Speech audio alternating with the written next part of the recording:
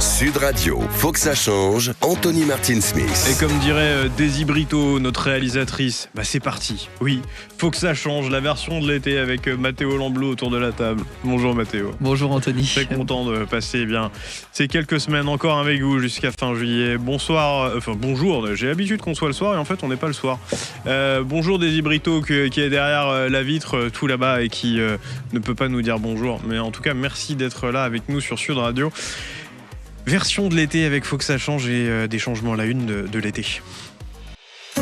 Agissons ensemble pour une société plus juste. L'association APF France Handicap présente Sud Radio, les changements à la une. Matteo Lamblot, les changements à la une de cet été avec le Tour de France qui s'est élancé de Lille il y a 15 jours, qui cette année s'est voulu encore plus inclusif. Oui Anthony, afin de célébrer les 200 ans de l'invention du braille par l'Ubraille, le maillot jaune du leader de Tour de France était ponctué de points braille à l'occasion de la 5e étape le 9 juillet dernier.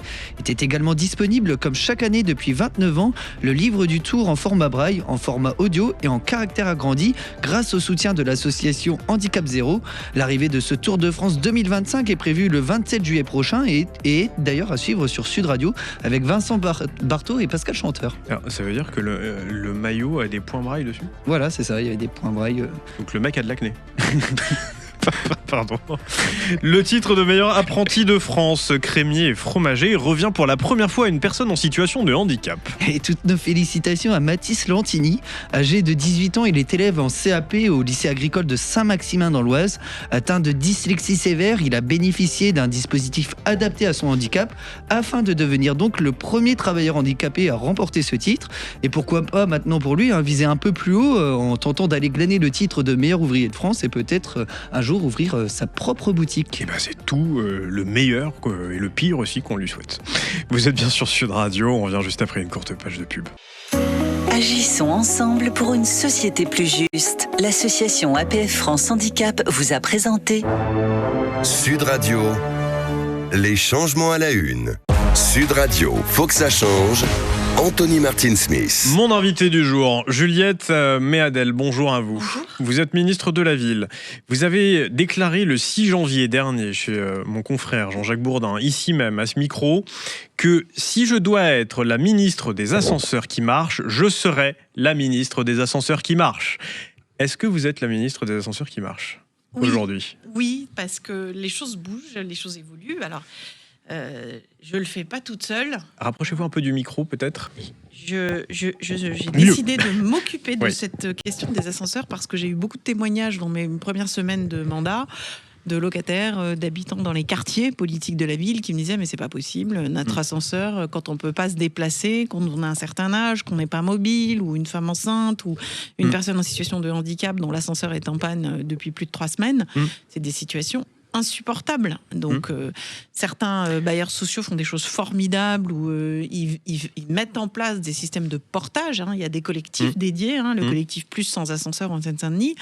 Mais c'est pas le cas partout. Et l'enjeu, c'est comment on peut faire pour réparer le plus vite possible. On va y revenir. Et avec toute une série de mesures, dont notamment le plan ascenseur que j'ai lancé au début de ce mandat et qui se concrétisera au mois de septembre. Est-ce qu'on sait combien aujourd'hui cela concerne de bâtiments et de territoires qui auraient des ascenseurs non fonctionnels ou indisponibles au service? Alors, il y a 645 000 ascenseurs en tout en France. Moi, j'ai compté qu'il y avait 1,5 million On parle de aussi de pannes véhicules. chaque année. Absolument. On parle aussi de déplacements vertical, de transport en commun, de transport collectif vertical. J'ai fait un petit sondage auprès de tous les préfets qui vous leur aviez donné 3 semaines. Exactement. Et ils m'ont dit qu'ils avaient 16% des départements, donc il y a 16% des départements en France où les préfets m'ont remonté des problématiques d'ascenseurs en panne, qui tombaient en panne trop souvent. 1,5 million d'ascenseurs en panne chaque année, avec parfois pour des durées très longues. C'est un vrai handicap pour tout un chacun, parce que ça signifie que certains ne peuvent plus aller faire leurs courses. Quand on habite au 15e étage, on est complètement coincé, et ça, c'est inadmissible. C'est vrai ce que vous dites, c'est que finalement, pour quelque chose qui est censé fonctionner ordinairement, on appuie sur un bouton, il y a des portes qui s'ouvrent, il y a une machine qui nous monte ou qui nous descend. C'est le geste quasiment du quotidien. Et puis quand ça ne fonctionne pas, quand ça ne fonctionne plus, on devient handicapé. Exactement. Quelle que soit notre situation de vie. On devient handicapé par manque de matériel, parce que les équipements parfois sont soi-disant trop modernes, mais leur robustesse n'est pas compatible avec l'usage, comme on dit. Ça veut dire qu'en fait, ils sont trop compliqués, donc ils tombent en panne souvent. Et puis, il faut aussi reconnaître que parfois, il y a du sous-dimensionnement des installations. Quand il y a énormément de logements à desservir, les installations ne sont pas à la hauteur. Et alors, le cas le plus fréquent, j'ai travaillé avec la Fédération des ascensoristes, qui prend ce sujet à bras-le-corps, c'est le déficit de pièces immédiatement disponibles. Ouais. Et puis, n'oublions pas aussi, et c'est important parce que je l'ai relevé dans les quartiers politiques de la ville, mais aussi ailleurs, il y a des comportements d'incivilité, des dégradations, et hélas, dans certains coins, des dealers et des trafiquants de drogue qui détruisent les ascenseurs pour en faire des caches. Pour planquer de la drogue et qui les détruisent à dessein. Oui. Et donc là, on est... Ou certains qui utilisent l'ascenseur pour faire des déménagements. Mais on va y revenir après. Vous avez mis en colère l'Union nationale des bailleurs sociaux parce que vous voulez vous attaquer, probablement par une formule... en tout cas de motivation et d'incitation, vous voulez vous attaquer à une sorte de défiscalisation foncière dont il bénéficie de 315 millions d'euros par an, l'ATFPB. Vous comprenez leur colère ? Mais je vais vous dire, d'abord, heureusement, ils ne sont pas en colère. C'est aussi leur rôle que de défendre leur point de vue. Moi, je travaille avec eux. On est dans une dimension totalement partenariale. Qu'est-ce que c'est la politique de la ville ? C'est précisément d'améliorer les conditions de vie de nos concitoyens dans les quartiers difficiles. Et pour ça, on a besoin de tout le monde. On a besoin des associations, on a besoin des bailleurs sociaux, on a besoin des élus et on a besoin de l'État. Et l'abattement dont vous parlez, c'est effectivement une aide, mais c'est comme dans un contrat. L'État a octroyé cette aide, l'État et les collectivités locales, en échange d'une obligation de sur-entretien. Ça veut dire qu'on octroie cette aide pour que les bailleurs sociaux fassent mieux dans les quartiers qu'en dehors des quartiers. Et donc, ils entretiennent mieux. Or, beaucoup de nos concitoyens m'ont dit non seulement on a des problèmes d'ascenseur, on a des problèmes de propreté, on a des problèmes d'incivilité, ça c'est pas la faute des bailleurs, mais tout ça signifie qu'il faut qu'en face de cette somme d'argent qui est quand même consistante, on ait une prestation. Et je dois dire que 85% des bailleurs sociaux aujourd'hui font de très bonnes choses, qu'on me remonte des difficultés qui, au tout début de mon mandat, étaient à peu près équivalentes à un département sur 2. Aujourd'hui, j'ai plus que 15% de difficultés. Et donc, il n'y a pas de quoi, il n'y a pas de mots à utiliser, menace, non, c'est pas ça. C'est simplement une mise en tension d'un système qui produit ses effets. Vous ne menacez pas les bailleurs sociaux de voir leur abattement sauter, entre guillemets. Mais tout à fait, dans un contrat, c'est comme dans un contrat de mariage. C'est du donnant-donnant. Donc là, il y a eu un contrat qui a été passé. Donc, il n'y a pas menace, mais si le contrat n'est pas respecté, on reprend notre argent. Mais encore une fois, au début, c'était peut-être un peu difficile à entendre, mais aujourd'hui, comme la plupart des bailleurs travaillent très très bien, ils sont plutôt contents de se voir valorisés par rapport aux quelques-uns qui ne remplissaient pas bien leurs obligations. Et ça permet aussi de montrer que la plupart font un bon travail. On recevra justement un de ces bailleurs qui, en tout cas, a l'air de s'engager et probablement fait partie des bons élèves. Mais il y aura une certaine granularité dans la manière dont vous allez sanctionner ou non les bailleurs ? Bien entendu. Alors d'abord, il faut quand même vous dire que cette procédure, en fait, on appelle ça du bon pilotage d'argent public, a été lancée le 13 février dernier. Et j'ai, depuis ce temps-là, donné du temps aux bailleurs sociaux, en leur disant il y a plusieurs étapes, on va vous accompagner. Ce qui est sûr, c'est qu'à partir du 15 juillet, donc c'est la semaine prochaine, si malgré toutes les précautions qu'on a prises, les courriers, le temps, l'échange, rien ne change, oui, il y aura effectivement une suppression de ce fameux abattement, mais attention, ça sera limité aux endroits, c'est-à-dire limité en géographie. C'est-à-dire qu'il y a des bailleurs sociaux aujourd'hui qui ont un patrimoine considérable, qui sont excellents à Nîmes, très bons à Rouen, et puis pas très bons dans l'un des quartiers des Bouches-du-Rhône, de Marseille. Vous voyez ? Donc on va évidemment pas sanctionner partout, mais là où ça va pas, là où il y a toujours des problématiques considérables, avec des poubelles pas ramassées, des déchets, des nuisibles, des voitures ventouses, ou même des problématiques d'ascenseurs non réparés, là oui, effectivement, il y aura sanction. J'ai lu que vous lanciez des territoires pilotes. Une trentaine de villes, c'est ça ? Vous avez raison, c'est même des départements, c'est D'accord. 30 départements, qui est un plan ascenseur. Alors, il y avait une petite expérimentation qui avait été lancée en 2024.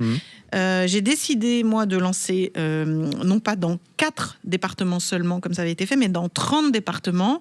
Ces 30 départements... Donc un tiers accueillent, de nos départements. Absolument, qui accueillent un habitat vertical très important en quartier politique de la ville. Donc, on les a aussi choisis pour ça, puisque l'objectif du plan ascenseur, c'est d'améliorer les délais de réparation et surtout de produire un diagnostic sur l'ensemble du parc. Là, pour le 15 juillet, j'aurai mon diagnostic pour nous expliquer ensuite comment on va procéder à la méthode de résolution de ces difficultés. Et donc, j'ai mis autour de la table, comme toujours, les bailleurs sociaux, les ascensoristes, l'Union donc sociale des habitats pour les bailleurs sociaux, la Fédération des ascensoristes et puis les directions du ministère, du ministère de l'aménagement du territoire et du logement, l'ANRU, qui est la rénovation urbaine, et tous ensemble, on a déjà commencé à préparer un plan d'action.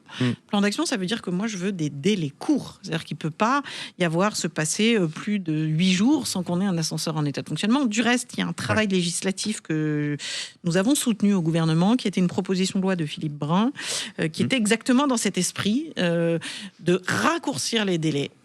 Éventuellement, dans le cadre de cette PPL, de cette proposition de loi, il était envisagé des sanctions vis-à-vis des ascensoristes. À ce stade, moi, je vous dis, je préfère un travail partenarial. Et donc, c'est pour ça que j'ai lancé tout ça avec la Fédération des ascensoristes, qui est, il faut bien le reconnaître, proactive dans cette démarche. Et alors, est-ce qu'elle est proactive dans la volonté, et les bailleurs aussi, à avoir des provisions de pièces de rechange davantage en stock, comme on a pu mobiliser nos efforts publics et ceux du privé sur les Jeux de Paris 2024 ? Mais écoutez, ils font évidemment ce qu'ils peuvent. Maintenant, il y a des problématiques industrielles nettes. Je crois qu'il faut qu'on change notre modèle. Vous savez, aujourd'hui, le problème des sociétés d'ascensoristes, c'est qu'ils ne trouvent pas beaucoup de personnel bien formé pour venir réparer les ascenseurs. Et dans les quartiers, il y a des jeunes qui ont envie de s'y mettre, qui ont envie qu'on les accompagne et qu'on les forme. Plutôt que de dégrader, ils pourraient commencer à réparer. Mais ils sont volontaires. Et donc, on a lancé tout un plan de formation avec les ascensoristes pour pouvoir recruter. Alors, vous savez, il faut aussi reconnaître que dans les quartiers où il y a des difficultés de sécurité, vous avez beau envoyer un ascensoriste bien formé, il n'est pas forcément tout seul en capacité de faire face à des problèmes d'insécurité, d'où l'action de l'État. Et c'est aussi pour ça que nous avons renforcé, en mettant 500 réservistes du ministère de l'Intérieur dans les quartiers là, nous avons aussi renforcé l'accompagnement en termes de sécurité. On a eu des témoignages en 2 mois pour certains auditeurs qui nous appelaient bloqués chez eux, justement, faute de pièces, faute de devis aussi, signés, volontaires par les bailleurs. C'est pour ça, moi je vais vous dire, je trouve ça inadmissible. C'est-à-dire que vous vous retrouvez quand vous ne pouvez pas aller faire vos courses. Vous êtes assigné à la maison. C'est une rupture d'égalité par rapport à vos droits. C'est scandaleux. Et puis en plus, c'est anticonstitutionnel. Vous vous sentez complètement pris en otage. Oui, mais c'est anticonstitutionnel. Mais c'est une atteinte à votre liberté. Vous avez raison d'aller et de venir. Et puis c'est un handicap, comme vous le disiez tout à l'heure, qui est un handicap imposé par une mauvaise gestion, un problème industriel. Bon, donc tout ça, vous voyez, ça mérite bien un pilotage. C'est pour ça que d'ici au 30 septembre, on aura un plan d'action partagé. Et France Travail sera de la partie. Pardon ? France Travail sera de la partie. France Travail sera évidemment de la partie. Parce que du coup, vous réinventez le concept d'ascenseur social. Mais vous avez raison, d'ascenseur à la fois d'ascenseur social, mais aussi d'égalité d'accès au droit d'aller et de venir. Et l'intérêt du plan que je lance, c'est que moi, j'aime pas les plans où c'est unilatéral. C'est contractuel. Vous voyez, c'est comme l'abattement de TFPB. Et puis sur ce que vous avez fait sur le Conseil interministériel du handicap. Exactement. Vous avez voulu mettre une politique de la ville. Pour la première fois, dans ce Conseil interministériel du handicap, on a une feuille de route pour la politique de la ville avec le plan ascenseur au centre. Je reçois avec vous, autour de cette table, Serge Contat. Vous êtes directeur général, il vient de Emmaüs Habitat. Et vous faites justement partie de ces bailleurs qui s'engagent avec des actions concrètes. Vous en avez une particulièrement dernièrement qui fait du bruit. Vous pouvez nous en parler un petit peu ? Alors on a deux choses qui font du bruit et on s'est engagé là-dedans parce qu'on se reconnaît tout à fait dans ce qu'évoquait la ministre sur l'importance du lien social. Voilà, l'ascenseur, c'est un bien commun. Et depuis 10 ans, avec le collectif Plus sans ascenseur, on a déjà innové sur le portage de personnes pour qu'il n'y ait pas cette rupture d'égalité que vous évoquiez. On a pris 2 initiatives très importantes. Il y a 5 ans, on s'est mis à financer le préfinancement de pièces, parce qu'on avait justement quelques cas d'immobilisation très longue d'ascenseurs, et on s'est dit, il n'y a pas d'autre solution que de préfinancer des pièces. Et puis la deuxième, toute récente, parce qu'on a fait 10 ans qu'on s'y met, donc on a des très bons résultats, 99% de taux de disponibilité de nos ascenseurs, mais quand même quelques points noirs. On surveille d'ailleurs en temps réel, je ne vais pas citer les prestataires, mais on surveille en temps réel, 99%, mais quelques cailloux dans la chaussure. Et là, on s'est dit, il faut qu'on réagisse, il faut qu'on associe les habitants, il faut qu'on leur donne la parole, et puis il faut un peu lever un tabou. Vous parliez de vandalisme. Il y a des fois, on ne fait pas gaffe, le caddie dans la porte est fichue, et puis il y a effectivement du vrai vandalisme qui est lié au trafic, et on s'est dit, il faut qu'on donne la parole aux habitants et qu'il y ait cette prise de conscience collective. Donc on a fait une campagne d'affichage un peu punchy. Donc j'espère que vous viendrez la voir dans le cadre de votre plan, madame. L'invitation est lancée. En mettant des mises en situation avec des personnes handicapées, des mères de famille, des personnes âgées, les locataires du parc social vieillissent. Et donc l'ascenseur, c'est indispensable en termes de vie quotidienne, tout simplement. Voilà. Et en donnant la parole et avec cette idée de dire on lève cette espèce de tabou et on implique tout le monde. Voilà. Donc il y a cette campagne qui est sur les ascenseurs. On l'a souhaité. Or c'est un peu technique, il ne faut pas que ça gêne le fonctionnement des portes. Donc on a mis un peu de temps.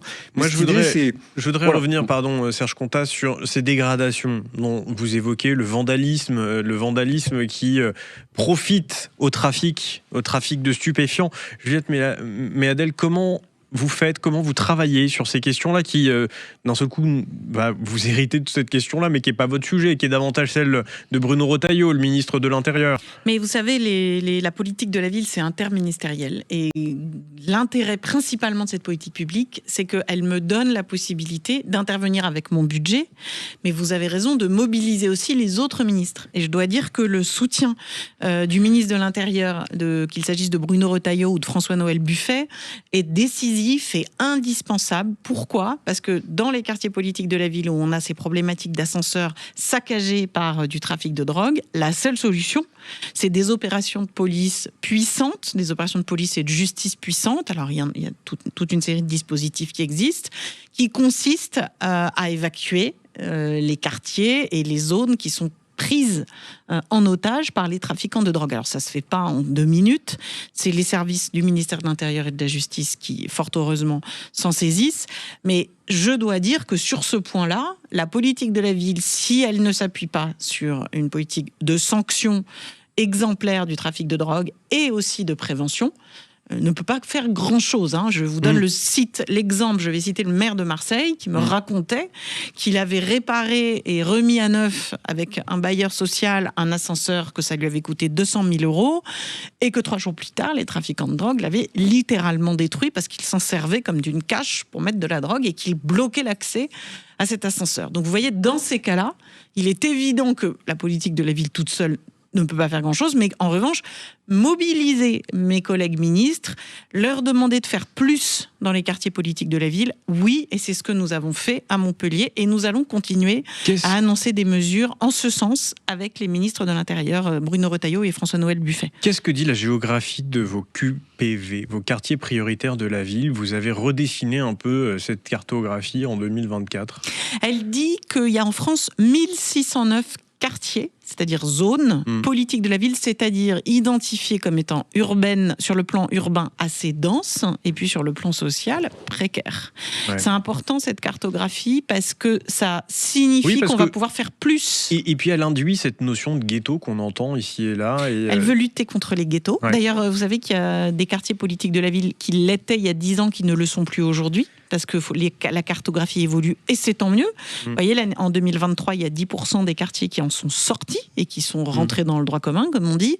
Puis ça dit aussi autre chose. Quand vous avez besoin, pour des raisons de pépins, d'aléas, ou que vous êtes fragile, quand vous avez besoin d'un logement peu cher et que vous trouvez une place dans un quartier politique de la ville, beaucoup en sortent plusieurs années après. Donc c'est aussi des SAS qui permettent d'être aidés le temps du coup dur, mais aussi d'en sortir, ce qui montre que c'est pas un ghetto à vie, loin de là. C'est aussi une très bonne formule, les quartiers politiques de la ville, où on fait mieux sur le plan de l'action sociale, où on incite aussi les jeunes à créer des entreprises et où on essaye d'être au plus près du terrain pour éviter les situations de désespérance sociale et sanitaire. Serge Contat, vous, la dégradation dans vos bâtiments, vous la connaissez ? Oui, on a de la dégradation et en complément de ce qui était évoqué, ce qu'on a vraiment souhaité, c'est une prise de conscience collective. L'ascenseur, c'est un bien commun, c'est un bien commun des habitants et les dégradations, elles sont insupportables.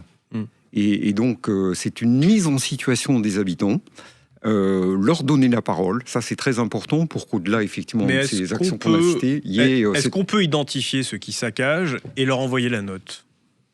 Alors, pour un bailleur, aujourd'hui, sans l'aide de services de police, c'est totalement oui, mais la vidéoprotection, par exemple, pourrait permettre l'identification des individus, Juliette Méadel. Vidéoprotection, bien sûr, qu'on fait d'ailleurs en lien bien souvent avec les communes, avec des centres communaux de surveillance, mais très sincèrement, à l'épreuve des faits sur le terrain, c'est extrêmement difficile. Voilà. Moi, je suis très favorable, et d'ailleurs, il y a certaines communes où les maires le souhaitent, et moi, je les soutiendrai. Je suis très favorable à ce que lorsque l'on constate avec de la vidéoprotection des incivilités, de la dégradation, notamment des jeunes, il y a une sanction immédiate, et que cette sanction immédiate consiste, par exemple, à réparer, à venir nettoyer. C'est quand même accepter, c'est la théorie du carreau cassé, accepter une petite dégradation, c'est ouvrir la voie à d'autres dégradations multiples. Donc moi, je pense qu'il faut être intraitable là-dessus. Et je suis tout à fait favorable à des politiques de sanctions immédiates quand il y a des dégradations qui se traduisent par des mesures éducatives qui consistent à faire nettoyer, qui consistent à expliquer ce que ça signifie et surtout de manière assez exemplaire, à exiger que tout soit réparé. Ça, c'est très important de faire réparer par ceux qui ont cassé ce que la vidéoprotection peut éventuellement faciliter. Juliette Méadel, dernière question. Notre pays fait face à des vagues de chaleur successives, et de plus en plus insupportables et suffocantes. Il y a des plans de rénovation du cadre bâti, il y a l'isolation thermique dont on nous rabâche au fur et à mesure des publicités et des campagnes du gouvernement qu'on peut entendre et voir. Vous êtes favorable à ce que l'on généralise la climatisation dans les bâtiments publics, voire même les logements des personnes vulnérables, fragiles du fait de leur santé? Je vais vous dire, il faut distinguer l'urgence et le moyen terme. Dans l'urgence, aujourd'hui, quand on est vulnérable, en mauvaise santé, la climatisation est indispensable pour éviter des coups de chaleur qui peuvent être mortels. Donc oui, je suis favorable à ce que dans les EHPAD, dans les hôpitaux, il y ait des pièces climatisées. Pourquoi ? Parce qu'à ce stade, on n'arrive pas à faire aussi bien, aussi vite. En revanche, sur le long terme, le problème de la climatisation, c'est que c'est une solution qui déverse de la chaleur dans l'atmosphère, qui est tout à fait contraire à nos objectifs de réduction des émissions de gaz à effet de serre et qui est totalement anti-écologique. Donc à moyen terme, il faut trouver autre chose et il existe d'autres techniques, pas seulement les îlots de fraîcheur, les ventilateurs, d'autres manières de faire, replanter, réorienter, les architectes le savent très bien, réorienter les constructions pour être dos au soleil. Il y a plein de techniques qui devraient nous permettre à terme de faire sans climatiseur, mais tout en préservant la santé de nos concitoyens. Bien, Juliette Méadel, vous êtes ministre de la Ville et vous étiez mon invité. Merci beaucoup d'être venu. Merci de votre invitation. Bougez pas sur Sud Radio, les programmes continuent.